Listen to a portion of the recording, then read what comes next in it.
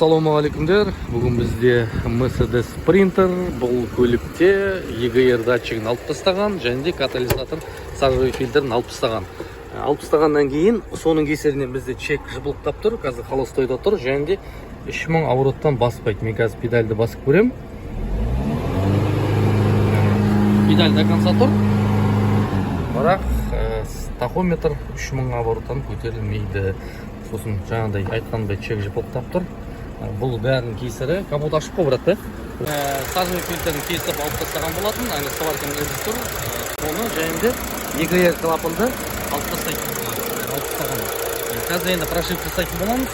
Соның кесірінен 30% күш көбеюі мүмкін. Турбинаның арқасынан және де жүрсін мочевинасын алып тастаймыз, жүрсін жақсартамыз.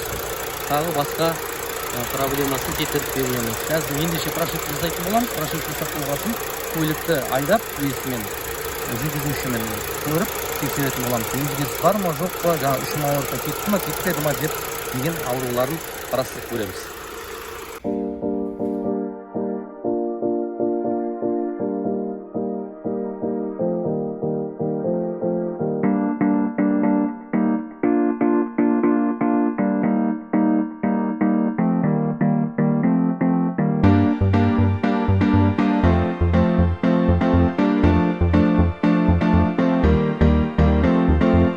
Достар, сонымен жаңағы компьютерін салған болатын, прошивка жасаған болатынмын. Бісміллә деп қазір стартерін қосып көрейік. Жаңа білесіңіз ғой, мына чек жыбылықтап тұрады бізде. Сол жыбылықтаған кетті ма, кетпеді ма, соны бір көрейік тексеріп. Бісміллә. Так, кілтін аштым.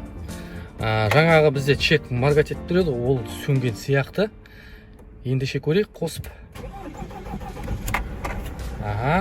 Көлікті қыздырдық. Чек жыпылықтап тұрған жоқ. Енді 3000 обороттан аспай тұрады бұл дизелімізде. EGR мен сажевый фильтрін кесіп сағасын, EGR істен шыққан, енді 400 мың тұрады, новый EGR.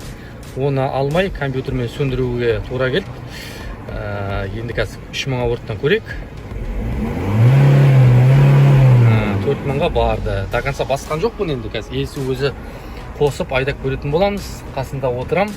Тексеріп көрейік, 3000 обороттан аса ма, жүрген кезде де аспайды дейді, сонда да бір тексеріп, қарап көретін боламыз. Оған дейін қазір есі келгенше дейін күтеміз. Ал мен прошивка жасаған сәтіміз, қазір көрейік. Қалай, брат, нормально болды ма? Жынды қалмады. Өзгеріс па вообще? Жеп-жеңіл кетіп бара тұр ма? Тоқтатып қиын сияқты. Обороттан не хабар, оборот?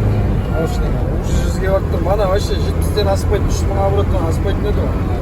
Қазір нормально болсын. Енді дизельдің арқасында, турбинаның арқасында почти 30% аттың күші қосылды ғой енді. Енді 0.8 еместі 0.9 бір барға дейін істеуге болады. Міне осылай міне прошивка жасаған болатынбыз. Отыра берсең қызық негізінде.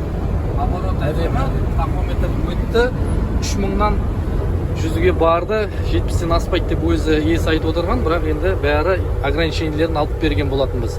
Көлік енді Mercedes үлкен жүк көліктерінде де осындай мочевина, жаңағыдай сажевый фильтр, жаңағыдай лямбда датчиктер болады, ондай сөндіруге болады. Мына Mercedes болсын, кез келген мына немістің Volkswagen-дері болсын, хабарласыңдар, барлығында жасауға да болады, күштерін айыруға болады барлығын.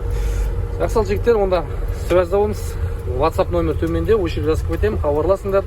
Сұрақтарыңыз болса, дайректке WhatsApp-қа, осы Instagram комментарияға жазсаңыздар болады. Баршаңызға сәттілік.